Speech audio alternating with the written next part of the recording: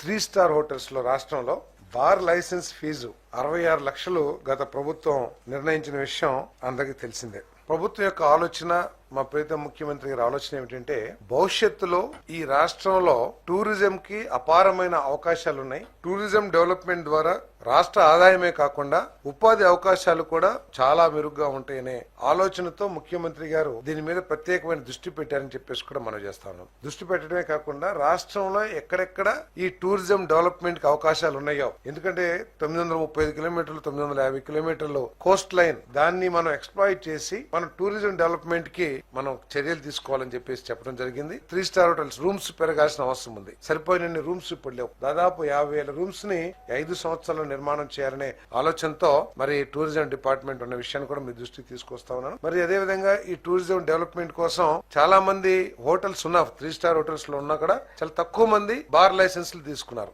ఎందుకంటే ఇది 66 లక్షలు ఉండటం మూలంగా లాభదాయకత కాదనే ఉద్దేశంతో వాళ్ళు తీసుకోలేదు. మరి 66 లక్షల నుంచి బార్ లైసెన్స్ ఫీజుని 25 లక్షలకి తగ్గిస్తూ ఈ నిర్ణయం తీసుకోవడం జరిగింది.